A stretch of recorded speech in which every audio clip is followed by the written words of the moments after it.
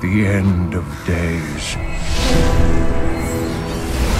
Justice shall fall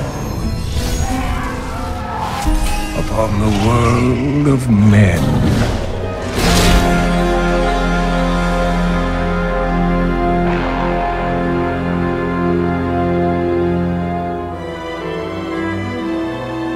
Since the dawn of time, a perpetual war called the Eternal Conflict has raged between the hosts of the high heavens and the legions of the burning hells.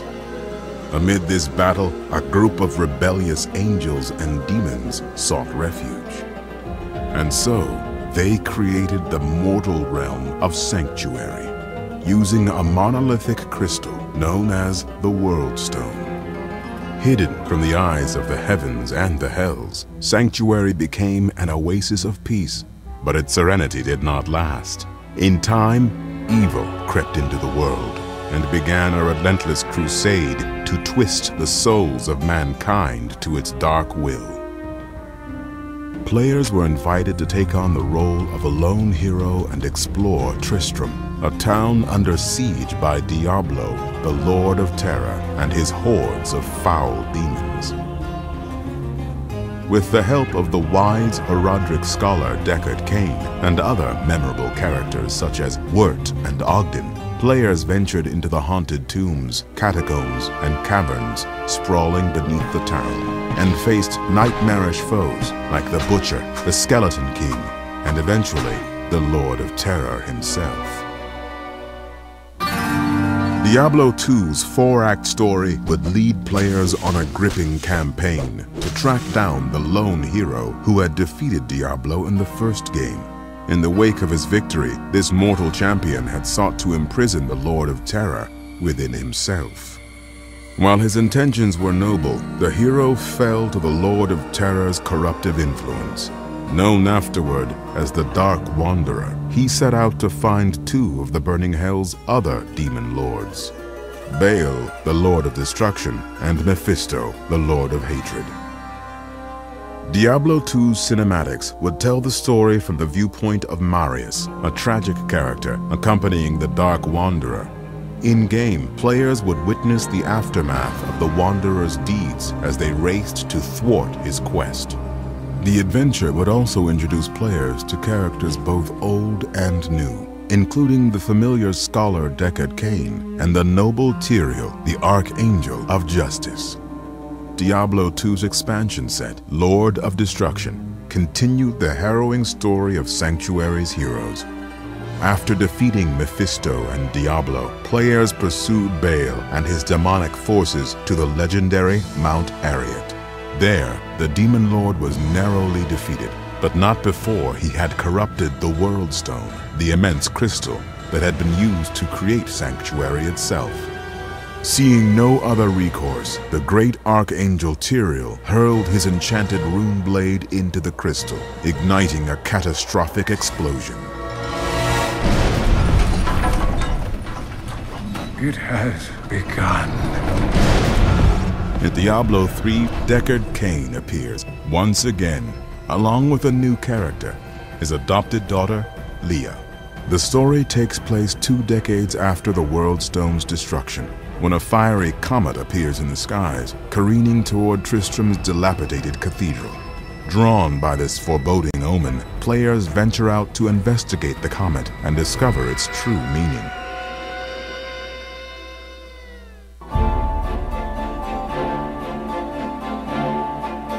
Over a decade ago, the journey into Sanctuary began. In 1995, a small development studio named Condor Games set out with the ambitious dream of creating a claymation turn-based single-player RPG. Its working title was Diablo. Condor pitched its radical idea to various publishers, until the company approached Blizzard Entertainment, a developer fresh off the success of its real-time strategy game Warcraft 2. The promise of swords, sorcery, and slicing through waves of demons was enough to sell Blizzard on the idea. The two companies dug in and set to work on Diablo, but not without making a few changes to the game's state. Diablo's turn-based mechanic was replaced with real-time combat. In hindsight, this was a crucial decision. The game's relentless hack-and-slash feel would become one of the franchise's cornerstones. As work on Diablo moved forward, Blizzard was increasingly impressed with Condor's creativity and design savvy. Halfway through the game's development, Blizzard's parent company, Davidson & Associates, acquired Condor. The studio was later renamed Blizzard North.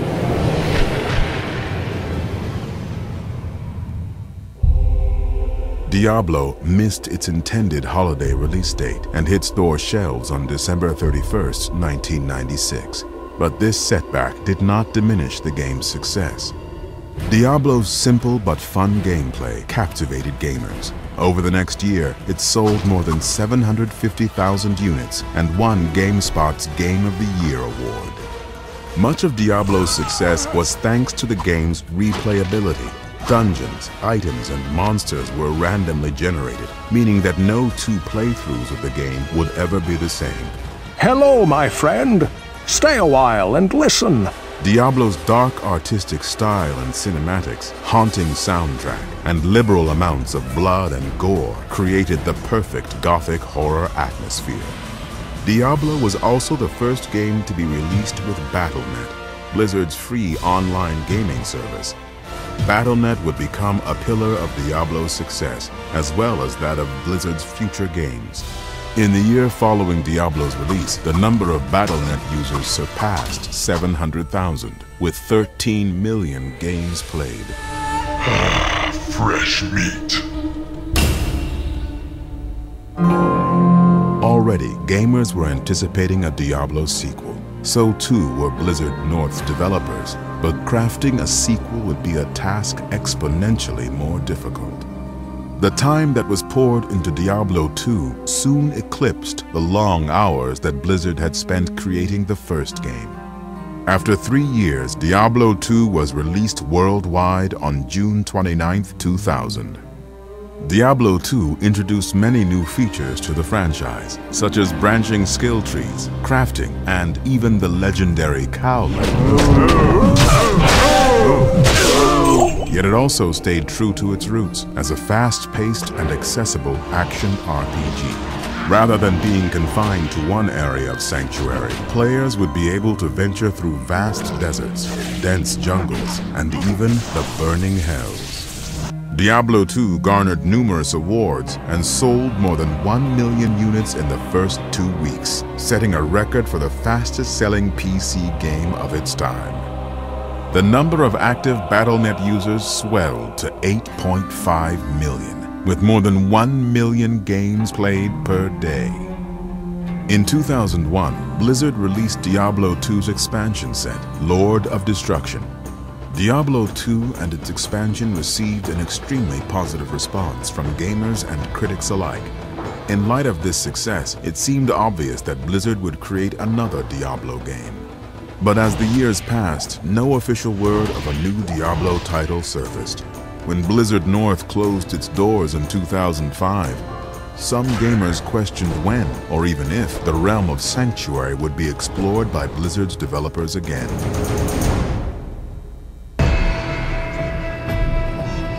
In truth, development on Diablo 3 had begun in 2000, although this early version of the game was altered drastically over time. Following Blizzard North's closure, some of Diablo's developers moved to the company's headquarters in Southern California. There, work progressed on what would become Diablo 3. In 2006 and 2007, the Sin War trilogy by Richard A. Knack was released. These novels created a foundation for Diablo's future lore and also hinted that Blizzard had not abandoned Sanctuary.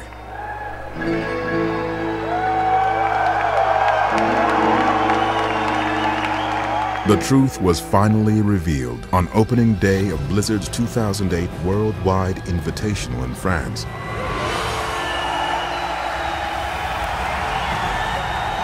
Following this announcement, information about Diablo 3 flooded the internet, while playable demos were showcased to the public at conventions such as BlizzCon. Like its predecessor, Diablo 3 features 5 distinct classes. New mechanics include health globes to enhance the pace of combat, a more refined PvP system complete with competitive play environments, and new skill trees and crafting systems that allow gamers to customize their characters in exciting ways. What am I missing, Uncle? What am I supposed to see? Some of Blizzard's most compelling cinematics to date were created to bring Diablo 3's world and story to life in astounding detail. Nearly every facet of Diablo 3 is poised to do just as its predecessor had done, to provide the lands of Sanctuary with even greater depth, and perhaps for the first time, truly bring them to life. But even so, a vast road of potential still lies ahead. Only time will tell where it leads next, and what terrors await players in the years to come.